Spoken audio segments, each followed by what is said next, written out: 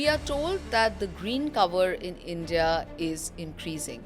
While that is true, it's only a 0.02% of increase in the last 2 years. A lot of trees have been taken out. In place of them, smaller trees or smaller saplings have been planted. These small saplings or these small trees don't actually accumulate to the big green cover loss that has been happening in the city. As per the national forest policy, we want to achieve 33% of forest cover. It's also about making those right policy decisions and policy changes for a tree protection, and that has not been happening. Many states are not doing well in proactively increasing the green cover. If the trees have been cut down in roadside areas or in any urban areas, there should be some percentage of that tree loss to be recompensated in that area itself. We are always, as a nation, a bit retrospective. I think we should think about trees right from the planning and designing stage itself. For every project, we have impact assessments like environmental impact assessments, social impact assessments, and why not tree impact assessment? Technology can play a big role. Technology in tree world is at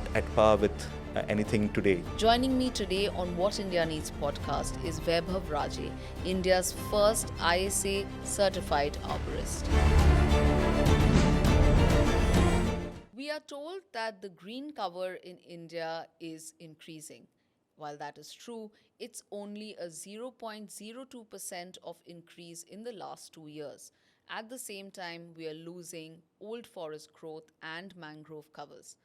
If India must straddle both growth and development on one side and sustainability and environment consciousness on the other, we require an action plan that will save our forests and trees. Joining me today on What India Needs podcast is Vaibhav Raje, India's first ISA certified arborist. Thank you for joining us on What India Needs podcast, Vaibhav. Thank you so much for having me here, Shutapa. So, we're discussing a very interesting topic. It's also something which requires greater attention.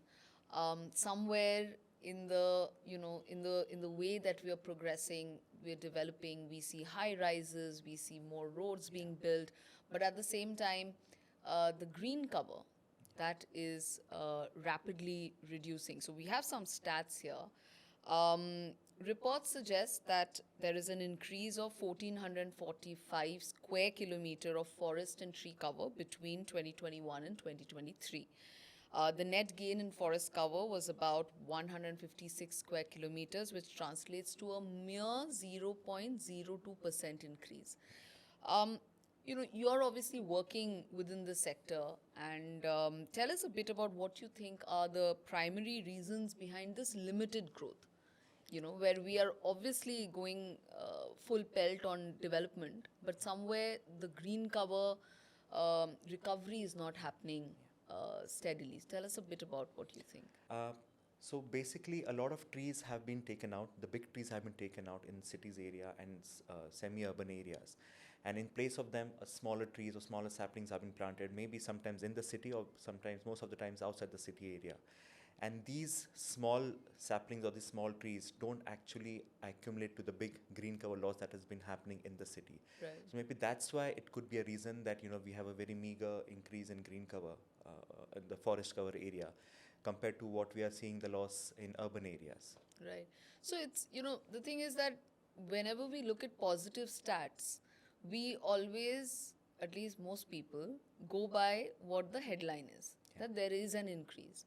But qualitatively, somewhere there is a gap, right? And as per our targets, as per the national forest policy, we want to achieve 33% of forest cover. We want to get to, and you said that it's at about 22% right now. 25%. 25% right now. Yeah. How do we achieve that with something, with this kind of stunted growth? Right. It's a big question. It's not very easy to do it in a very short period of time. It's probably a long-term decision that we'll have to do in this.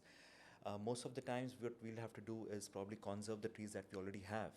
So that the actual depletion of trees or the tree cover doesn't happen. In addition to it, rather than planting smaller trees or smaller saplings, we would prefer to have slightly bigger trees that would have instant impact. Not just on the green cover, but on the environmental aspect or the ecological aspect of that place as well. So going from 25 to 33% is not just planting trees again, it's also about making those right policy decisions and policy changes for a tree protection. And that has not been happening. Most of the country I've seen, they're either taken very lightly, the policies, or they have been not implemented the way they should be. So if we have those policies probably refurbished, have something more, detailed into them, rather than just having, you need a permission to cut a tree, you need to plant 10 trees against one tree, so on and so forth. Rather than having a generalized tree act, we need to have proper detailed standards. And along with it, we also need to have proper urban planning so that all these tree-related issues are addressed right from the planning stage itself. And we are missing a lot on that. Development is happening, at a very rapid pace in our country. But at the same time, the urban planning or the city level planning with trees is missing at a big level. Right. And that is something is stopping us from going from 25 to maybe 33%. So just to encompass everything together, it would probably make a lot of difference from probably in the next 20, 30 years, I would say, if all things go well. Yeah. This getting permission to cut a tree. Now, this is something which, I have personally been hearing a lot. Because, we have trees around us in the communities that we live in, and whenever there is an older tree, you need permission, which is the right thing. But because we live in India, we know that there are ways to circumvent it as well. None of these permissions are set in stone. There are ways in which people are bypassing it and cutting down trees. Two areas of concern, of course, there are many regions in India which are delicate, but the mangroves of the Western Ghat and, what we see in the Himalayas, right, in like Himachal Pradesh, that reduction, that depletion of green cover has a very quick and direct impact on climate change, on the way we protect ourselves during the floods, etc. But the decline is very stark. What are your views on it? Are there any studies? Is there anything happening which is positive, or are we only seeing at the negatives right now? Yes, there are a lot of positive cases also happening. There have been instances where tiny forests are created in urban areas. Something called as Miyawaki plantation that has been, buzz of the town right now. Everyone wants to do that in their cities. It also has its pros and cons. I don't want to get into that, but yes, there are ways. There are implementations have been done to increase green cover in the city area, because all the cities are kind of saturated in terms of space. So the only way to have green cover right now in the cities is to have tiny pockets of dense forests, and they have been done at a quite big scale in some of the major cities in India. So that is happening. Along with you mentioned about the tree cutting permissions and the removal permissions. That is something a lot of people, especially in urban areas, they do follow, because there are a lot of eyes watching them. Nowadays you can't really get away with cutting trees illegally, especially in cities. But sometimes in villages and towns, there might be some mishaps or some misuse of these tree laws. But for urban areas, it is a mandate, and people do follow. It may be an individual, or it may be a corporate company, or it could be a developer. Anyone who has to deal with trees does go through the rigorous process of getting the tree permissions or the felling permissions. And it does scrutinize the requirement of tree pruning or tree felling at a very detailed level. Right. But most of the times, what happens on paper is something doesn't reflect on the ground. So it's very difficult to control that, very difficult to manage that. And probably that is the reason we see a very stark decrease in tree cover in the cities. Right. Right. And I think we are not seeing as much, say, action on the ground on the regions that we're talking about. Like even mangroves, we see, as a whole, Bengal as a state, because I hail from Bengal. So then, whenever I see these numbers, it always draws my attention. In terms of green cover, the state's doing well. But in terms of mangroves, there is no immediate increase which is happening, right? Better than a decrease, definitely better than a decrease. But many states are not doing well in proactively increasing the green cover. You mentioned about policy, and clearly there are gaps. as a person who works in this sector, if it was up to you to give a wish list to any of the policymakers, what are the few quick changes that you would ask them to implement? And what are the long term changes that they should keep in mind? Okay, to begin with, at the moment in Maharashtra, the Urban Trees Preservation Act, what it says that if you cut down a 50-year-old tree, you need to plant 50 trees in place of that, which is good to begin with, but it doesn't serve the whole purpose. So what I feel that we need to look at from an ecological or an environmental point of view is that, we need to work out the carbon sequestration potential of those trees which need to be cut down, and plant equal number of trees that would suffice the carbon loss that is going to come from this cutting of these trees. So if you start doing that, then I think there will be a much more balanced approach rather than just in number of trees, but in actual environmental benefits of those tree plantation. The other one would be to have proper urban planning in place so that the compensation of trees that happens outside the city limits could be done within the city itself. A lot of trees cut on the roadside, and then the compensation happens sometimes outside the city limits. The people That's living. illogical. It is illogical in terms of ecological benefits, Yeah. but it is logical because there's no land, in the city. So that is another, a big dilemma that people live in. But I suggest, one of the wish lists would be if the trees have been cut down in roadside areas or in any urban areas, there should be some percentage of that tree loss to be recompensated in that area itself. It's not that, if cutting trees in Mumbai and then planting new trees somewhere outside Mumbai city, it just doesn't help the city. It's going to make things worse. So that is another thing which I feel that, should be included. At least some percentage of tree plantation should be done back in that same area itself with proper urban planning. I think that's a very interesting point, and this is something that from time and again, green activists, environmentalists, they all come up with this, but somehow it is not being as widely implemented. For example, why can we not plan our development along with sustainability, keeping environment in mind? I mean, when I think of my childhood, even today, if I look at an old tree, which is like 50 years old, 100 years old, I feel tremendous love and affection towards something, which has been there before my time. Absolutely. And if we look at them, if we look at nature as the first, they are the first inhabitants of Earth. Correct. Yeah. If we can build that awareness and culture where, you don't want to cut a tree, you do want development, how can we, do it together? Yeah. Right? Surely there are ways of There doing are. it together. Absolutely. So there is something called as arboriculture impact assessment.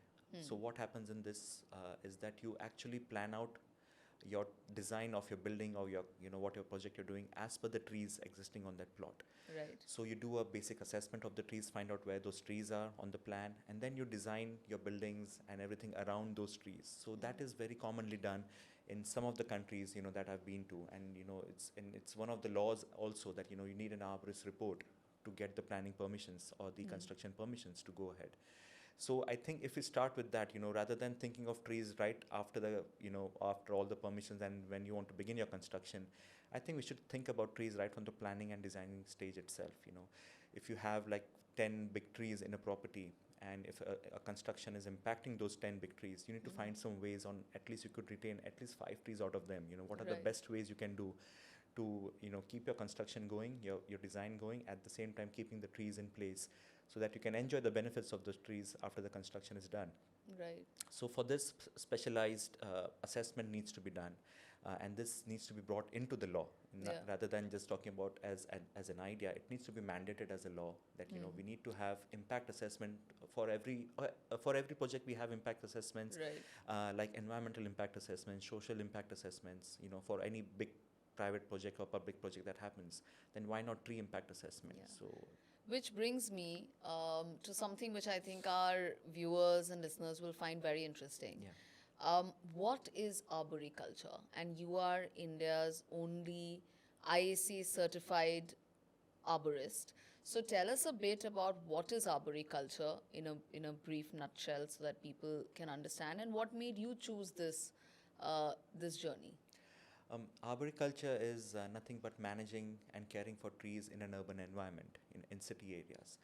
Why in cities we need to care for the trees? Because trees in city areas are kind of isolated. They don't have, how they grow in forests. They have a network of, roots and everything going on in the forest area where they're interconnected with each other, and they try to help each other, like a community in a forest. But whereas in urban areas, that connection is cut off. Trees become isolated, and then in urban areas, we need trees rather than trees needing us. So in order to do that, to get the maximum benefit, you need to maintain those trees and keep them as long as possible, so that we enjoy those trees and improve the environment and the ecology of the city as well. So arboriculture revolves around how do we keep those trees, and what are the best ways, what is the science behind it, and what is the art behind it of keeping those trees.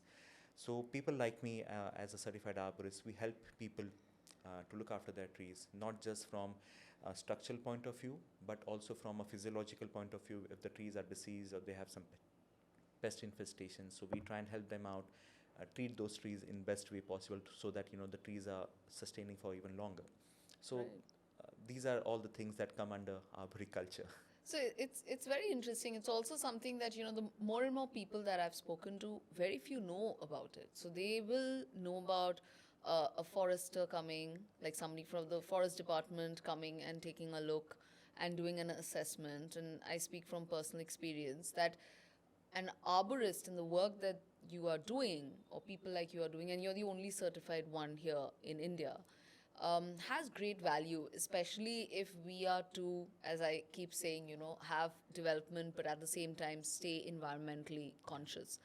Um, of the case studies, you've done a lot of cases, obviously, where you have probably saved trees or created solutions. Let's call them solutions. Are there any that jump to your mind? If you could share a bit about those. Yes, we do work very closely with developers and architects, especially when it comes to trees and managing trees in their design and in their building projects. So one such example, recently we worked with one of the biggest developers in India, in one of their projects in Pune. And they're building a luxury project, a luxury residential tower. And right in the middle of the property was a big banyan tree, or I think at least 100, 120-year old, Wow. maybe even 150-year-old for that matter. It was a big banyan tree right in the middle of the project, and they had put in their excavation lines and everything. They had decided what to do with it. They had all the designs finalized, and then they thought of how we can keep this tree. They wanted to keep the tree, of course. A very big tree to take out. So when we went on board with them, we saw that the excavation line they wanted to keep. So they had kept the tree in place, and they had planned to excavate all around the tree. So when we went and we saw that this is very, very ambitious, very close to the tree, and then we made them go back to the design boards and drawing boards and told them that the excavation line needs to be moved at least 5 meters further back. So they had to go back, redesign all their basements and everything, the entry areas and everything according to the building line Wow. and the tree canopy line that we had suggested, the root protection area that we had suggested. So all the construction activities was recommended to move out of that area. So I think that was a big change, and they were very much open to the whole idea. Usually developers, they don't want to do all these changes, and they just want to go ahead with what it is. But I really admire and I really appreciate the time they took out to save that tree in a very scientific and in a very proper way. And along with it, it's not just about moving the excavation line away from the tree. It was also the construction methods that came in. So we restricted the movement of heavy vehicles in the root protection area. We made them install tree protection zones around the tree, so that there is no dumping of material, or there is no movement of pedestrians or workers into the root protection area, so that it remains pristine throughout the construction. We also asked them to install some ground protection measures, so that even if you have to move your cranes and your trolleys and your trucks and everything, because it's a very small construction area, they had limitations on the movement. So we had to recommend installation of certain ground protection measures, which would avoid compaction of the ground, which would in turn affect the root area of this tree. Wow. So we made them install certain ground protection measures and allowed their crane movement and the truck movement happen only on those designated areas. So which is kind of For the helping. entire time of the During development. it is going on right now. The Even construction is now, still wow. going on right now, and they have installed it a few months back, and the tree is doing pretty well compared to what it would have been otherwise. Wow. So hopefully by next year the construction should be done and it would be a thriving tree after the construction. That's Yeah. amazing because it's there are ways, as you There are, mentioned, and yes. I'm sure technology can play a big role. For example, in Kashmir, geotagging of the chinar tree Yeah. is being done. Um, how can technology and what role can technology play to save trees? And we literally are at that stage, where I think kids need to start drawing and saying save trees, save trees. Pehle jo school mein karte the. Right. I think the time has come again to do it. Yeah. How can technology play a role? If you can tell us a bit about what kind of tech tools are available, I think that would be great Right. for us to know. So when we do tree risk assessments, we come across a lot of trees which has a lot of internal decay in them, and there is no way to tell what is the condition of the tree within the tree without cutting the tree down. Right. That would be impractical, right? Right. So now there are devices to tell you what's happening inside the tree without cutting the tree down. So there's something called as a resistograph, which actually drills in. It's a micro drill. It drills into the tree and it tells you how much amount of healthy wood and how much amount of decayed wood is there. So based on the tree structure, the size, the condition and everything, we come to a conclusion whether the tree is safe to be retained or it needs to be taken out based on the amount of decay inside the tree. So that is one technology that we have that we try to use every now and then. There is also sonic tomograph, where you use sound waves to check the internal health of the condition of the tree. So it actually gives you like a 3D view of internal trunk, and it tells you which area has decay and which is a healthy wood. And then you can make sound decisions based on that, whether the tree needs to be kept or taken out. So this is something to do with assessment, the health condition of the tree at an individual level. But when it comes to big cities and town level, you have something called as LiDAR technology, which is being used in a lot of countries outside India right now for tree assessments. Okay. And what it does basically, it scans the city. There's a device which is installed on the car, and it drives around the city and it keeps scanning the whole city, just like how you see Google Maps in a Right. street view. Yeah. But what it does, it extracts the tree data out of that, and it gives you a 3D digital twin of each and every tree.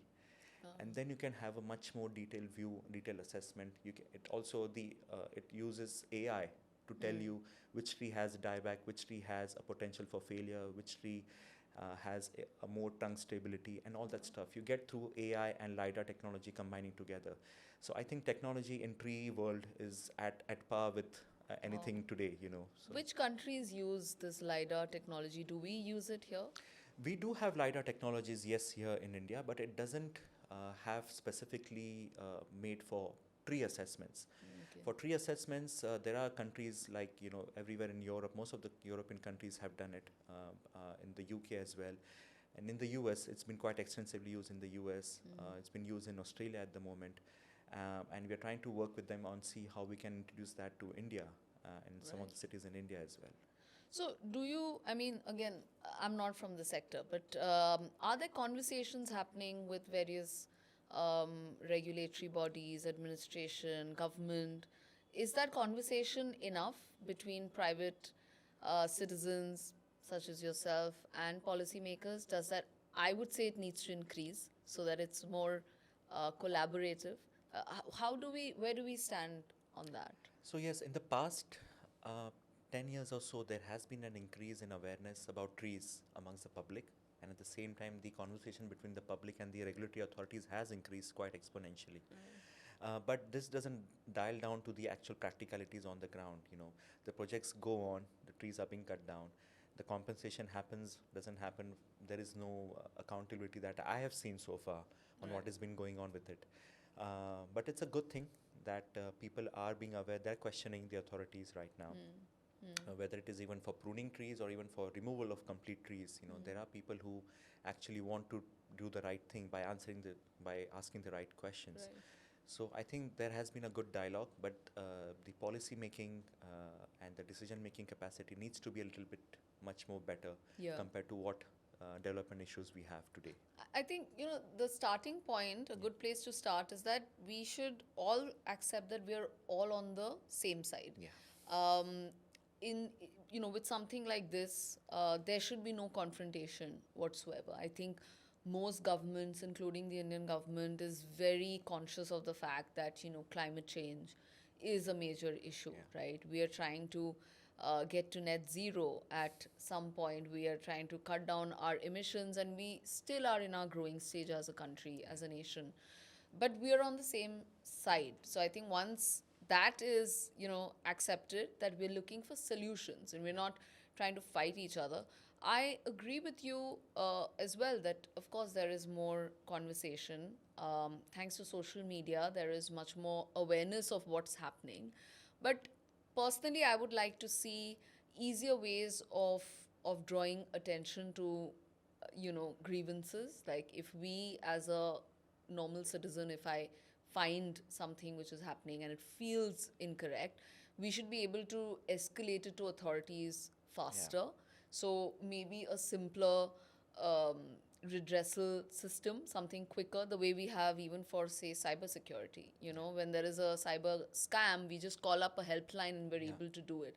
I would say this is as important, and more proactiveness, right? Correct. Like Yeah. we're always, as a nation, a bit retrospective.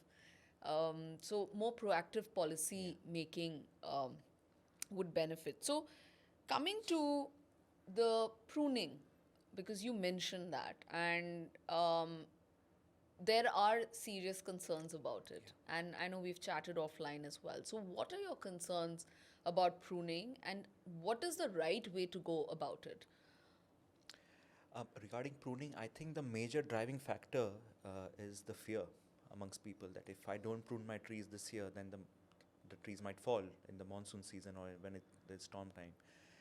Partly, yes, it's true. Even if you have a perfectly pruned tree, a healthy tree, if the storms are like more than 200 kilometers per hour, whatever the speeds might be, there is possibility that the trees might fall down. So there is absolutely no guarantee as such that if the tree is pruned, it's not going to fall. But that doesn't mean we keep on hacking the trees and or taking the trees out so that there is no problem at all. Yeah. So for pruning, it is very important for us to understand. It shouldn't be driven from a fear point of view. It should be driven from a need and an objective point of view on why you need to do the pruning. And a lot of times this is missing in most of the cities and areas where the pruning happens. Um, for pruning, you need to first begin with a proper assessment. You need to find out what is required to be done here. Rather than going out with a chainsaw and doing an equal treatment for all the trees, you do tree-specific assessment. You find out what needs to be done, what is wrong in the tree, and what measures can be taken to minimize those risks in the tree, and so that the tree also continues to stay. Right. So all these assessment parameters are usually missing, or they're done in a very haphazard way, and that's why the fear kicks in. And oh, it's monsoon season coming, let's get this tree pruned immediately, Yeah. and then it's a very reactive approach rather than a proactive approach. So this needs to change first of all, and at the same time, the right pruning techniques needs to be implemented. Once you know what kind of pruning is required to be done, get the right people to do the right job, rather than getting someone who has probably an axe in his hand and climbing up the trees in an And just unsafe hacking manner it. and hacking it left, right, Yeah. center. And you might feel safe for a few months, but later on the trees might, give up because the trees go into a certain level of stress because of bad pruning, and they may not recover. For example, if the shelf life of the tree would have been 50 years, it might come down to say 20 years. So Wow. you do not see the difference overnight, but on the long term, yes, the tree gets affected really badly with bad pruning. So What is the right way of pruning? I mean, is it simplistic enough to explain on this podcast, or is it far too in a technical? simplistic manner, yes, just take branches out which the trees doesn't require. Basically that is someone, an expert, who can tell you what branches needs to stay, what branches needs to come out. Secondly, for stability, what kind of pruning is required? So crown reduction is required for improving the tree's trunk stability and the root stability. All this is done through an expert advice and expert guidance. And you just need to know the problems in the tree. So it's just like how your health issues, if you know what is wrong with your in your body, the treatment can be done in the right way. So Right. like the blood tests or whatever tests you need to be done, the doctor advises the further treatments. Similarly, for trees, you need to do a similar assessment to find out what is wrong in my tree, Right. and then suggest whether even pruning is an option or no, or whether the tree needs to come out completely, whether nothing needs to be done to the tree. That sometimes we look at the tree and everyone is saying, oh, we need to cut this branch, we need to cut that branch, and we said, no, nothing doing. There's no need to do anything. Don't get so paranoid about this tree. And for 2-3 years, the tree is doing fine. It doesn't matter at all. And with wrong intentions, sometimes people create long-term issues in Yeah. trees. And we respect everyone's, intentions and, the lookout towards tree. But sometimes it's detrimental, it's selfish. Sometimes it's very selfish. Some people, they don't want a tree because it's blocking their view. Yeah. That's Yeah. something I don't really agree to it, Yeah. and we have said no to a lot of jobs like that. We don't do such kind of jobs, but most of the times there are people who still do that. Yeah. The So foresight is missing. I the mean, foresight the is missing. reason that Yeah. we want to preserve. That's what I keep saying. That Save Our Trees Yeah. is a campaign that needs to happen right now in India. It's crying out for it. But at the same time, as you mentioned, in urban areas, for trees, and again, this is a problem that I've discussed with you offline as well, which in our community, residential community, we are facing is that the trees are outgrowing the space that has been allotted, and the roots obviously they're pushing out. They're not naturally supposed to have buildings and homes around Right. them. How do we manage situations like that? Say you have a wonderful tree, a bunch of trees, it's growing really well, but there's no space to give it anymore and it needs to grow more. What solution is there for trees like that which are not getting the space? I think in this situation, you need to contain the size of the trees first, because the bigger the tree becomes, the difficult it is for it to So be more pruning. stable. Pruning would be one part. Yes, it Right. depends on what tree it is and how What big tree tree it it is, is. right? Right. Right. So pruning is something that can improve the tree stability in a very tight spaces as well. If possible, some ground improvements could be done to improve the root zone area. So there could be decompaction. So you remove the whatever the tar, the cement, concretization has happened around the tree. Break it open. There are ways to do it manually, or you can use air spade tools, to excavate the root zone area with power tools and everything.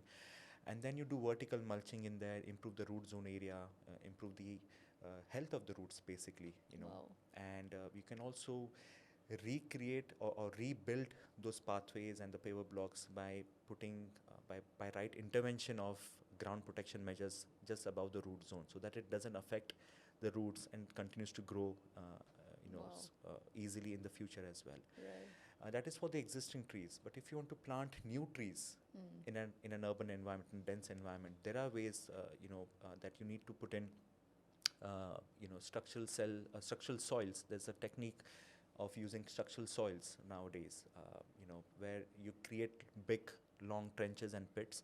You use structural soil into those pits and you plant trees in there. So this allows the roots also to grow very evenly, and also reduces the effect of urban compaction that happens. So Right. the trees don't get very strangulated, the roots don't get compacted because of these urban issues, and they continue to grow. So there are various methods. Then you also can use, there are some modular structures that you can install below ground while planting your trees as well for new plantation. And that allows space for roots to grow into the pathways and below the pathways and everywhere Okay. along the roots. But these modular structures keep the soil and keep the upper layer of urban areas from compacting the soil below it, and also allows the stormwater, rainwater to pass out and everything. So these latest technologies in tree planting are available right now in the world, and you can avoid these problems of conflict between trees and buildings and roads and everything with Right. the right type of technology. And somewhere using technology and planning can save future costs as well. I think with India Absolutely. everything is about cost. Yeah. So I think a lot of this, especially people who are listening to this or watching this, they need to understand that sometimes the solutions that you're talking about would be at the same cost as maybe uprooting a tree and replanting another tree, or roundabout comparatively similar in the long run. It does. It might seem a bit heavy investment in the beginning, but in the long run, your need to go back to those trees and do something, it goes down as the time goes by. For example, with pruning, if I have to prune a tree, with someone who doesn't know what to do with it, he might charge me very little money to do it. But I might have to get him every year to get those trees pruned, and the same cost is coming up every year, and it just makes it difficult for me to manage that tree eventually. I say it's too expensive, I'd cut the tree down. So you're making a loss in the end. But whereas if you do it the right way, you do like say 20% pruning in first year, then you may not have to go back to that tree for maybe 2 or 3 years. So you're not actually putting in the money every year to look after that tree. Right. So if you understand the dynamics over a long period of time in the tree's life, basically, then it becomes much more understandable and much more tangible for us to invest in tree care. Otherwise, we look at trees as liability. Oh, I have to prune that, I have to fertilize it, But if you invest and you look at the right expert advice, then you actually save money in the long run. And I think one more caveat which we should put every time we talk about tree care, we should kind of tell the general public, residents, developers, business people, startups, everyone that you're doing it for the next generation. You're doing it for your children, right? We grew up with so many trees. Today, you barely see as many as as our childhood, right? So, with that, Weber, we're coming towards the end of our conversation, and I think we learned a lot and we raised a lot of awareness. I think all of us needed to know more about it, think about these solutions. So, with that, let's talk about urban forests. So, your views, your pros and cons of it, and also Miyawaki, which you mentioned, which maybe at individual levels, small scale levels that can be done. So, a bit more about that. I know a lot of my friends and I myself, we are trying to grow, have a lot of greenery on our terraces, our small gardens or balconies. And I think we'd all love to understand more about it. So, if you can explain both. So, urban forestry is nothing but managing, the population of trees in an urban area. So, it's not just about one tree; it's about the whole population and how it impacts the urban population, the urban people living in that area. So, it includes not just planting trees, but also caring for those trees once they are planted. Right. So, right throughout its lifetime. So, it includes pruning, fertilizing, irrigation, and all that stuff, and that goes in there. Um, Research suggests that trees are highly beneficial in urban areas in terms of reducing the urban heat island effect. Right. I don't have to even repeat this. A lot of people watching this would already know this. It improves or it helps regulate the temperatures in urban areas. It helps improve the biodiversity by attracting birds and insects into the city. And it also improves the air quality, which we need in most of the cities right now because of the poor air quality that we have. We need more trees than ever. And to do such a thing, nowadays a new technique called as Miyawaki plantation has come up. Whereas you plant high number of trees, a lot of number of trees are planted in a very small area. Given the scarcity of land in cities, this technique has been developed by a very senior botanist in Japan called Akira Miyawaki. And he came up with this idea of planting maximum trees in small areas because of the lack of availability of land. And now that idea has been adopted by a lot of Indian cities as well, and they are doing a lot of Miyawaki plantation, in whatever pockets they can find. It may not be in the core urban area; it could be in the vicinity of the urban areas, but it's been done. The pros and cons behind it would be the pros would be that yes, it's a good thing to plant trees. The more, the merrier. It brings a lot of greenery, improves the environment and everything. But a lot of times the Miyawaki plantation is used as a compensatory method for big trees being cut down. So that is something I don't, get on board with. Right. If you're cutting down a 50-year-old tree, you have to plant 50 new trees, right? And then you plant 50 trees in a Miyawaki plantation method in a very small plot, which doesn't benefit the people. If you have 50 trees along the roads, you have shade and you have everything, temperature regulation. But whereas Miyawaki plantation, it is in a small pocket somewhere, outside the city limits maybe. Right. And that doesn't benefit the city. But on paper, you show that you have planted 50 trees against that tree being cut down. So I think that is the biggest con that I see, which is going around, to show that, okay, we have compensated for the tree loss. So if that can be changed and if we stick to conventional planting, at least some part of it, I think that will make a big difference for the future generation. There are a lot of people who, at least, we see some of, again, few individuals who, even through their companies, are helping people kind of develop urban forests in small patches of land, but not as not in that compensatory sort of way, but as an objective on a plot of land that they have, which is a small plot of land, which is very interesting. Absolutely. I mean, we see the depletion of green cover and its effect on temperatures in one city so starkly today, and that's Bangalore. Uh, Bangalore used to be, I mean, of course, there is all the La Nina and last year's El Nino effect and all of that. But the way the temperature there is changing year on year is absolutely disastrous. I mean, 4 years ago, the way we felt. I mean, I've been in Bangalore 4 years only, but I hear from my friends who've lived over there, they don't recognize these temperatures at all. People are buying ACs for the first time. And there has been massive depletion of green cover over there. And, we've done an episode with Professor T.V. Ramachandra Oh, on yes. it Yeah. last year in our season 1 of What India Needs podcast, and we discussed that. And that itself is a huge, huge living example of what's happening, but things don't change on the ground, unfortunately, not at least not as quickly.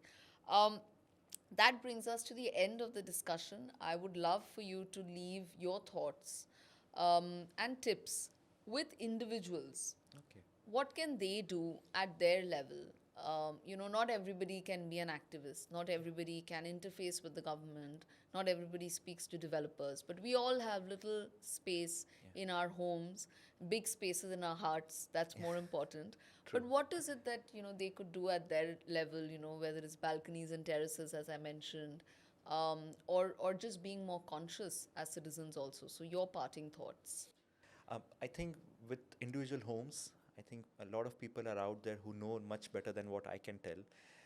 But having any kind of greenery in your house is definitely going to benefit the house, not just in terms of the aesthetics, but also in terms of the air quality within the house. Sometimes the indoor air quality is worse than the outside air quality because of the fumigants and the paints and everything. So I think you need to plant the right trees, right plants in your house. So spathiphyllum is one of those plants which you can use, or peace lily it's called. Then you have areca palms that you can plant there, and then you have various other plant species that you can use to improve the air quality in your house also. But outside the house, in big areas, on streets, I would suggest you need to plan before you plant. So a lot of times, wrong trees are planted in the wrong place. It looks good for the first few years, but it becomes a big issue in the long term. Yeah. So avoid doing that. Need to check which tree would do well in that area. If the tree is having enough space for the rest of its life to sustain in that location, whether the tree is going to be maintained and retained in that place for the entirety of its life, and not being affected in another construction or in road expansion or something like that. Right. So you need to find locations and places where the impact on the trees is going to be less or minimum. And you need to choose your species wisely, and Native species. native species I would recommend, highly recommend. Obviously, you can't have big banyan trees on roadsides nowadays. 50, 100 years ago, it was a different thing. There was no urbanization of that sorts. And it was easier to plant these big trees along the highways and everything. But now you need to be very, very particular about what species you choose. So anything from medium to small size trees should be good for urban areas. And rather than just planting in a pit, you try and make big planting trenches, where the roots get enough space to move around as they grow. And don't restrict them in a particular area, because that also affects the tree's stability in the long run, once it becomes matured. And also make sure that there is a good maintenance regime, no matter how small or big the tree is being planted, at least for the first 5 years, the trees need to be maintained really, really well. In terms of irrigation and fertilization, the need for irrigation might go down after 10 or 15 years, depending upon the species and the site conditions. But then the other types of maintenance comes in, like pruning and making sure the tree is not infected by pests or diseases. So all that tree care needs to come in after a certain period of time. So these are some of my 2 cents that I would like to share with the listeners today. Thank you so much. I mean, I think we all learned a lot, and I hope that we are doing this as an Environment Day special. We will be, we are releasing it, and we hope that more and more people get more motivated after listening to you and start proposing these solutions in their capacity where they can. Thank you so much for coming on What India Needs podcast. Thank you for having me. Thank you so much. Thank you for joining me on What India Needs podcast. I hope you enjoyed this conversation. Do like, share, and subscribe to our channel. If you would like to see a guest, leave it in comments below. Thank you and see you next time.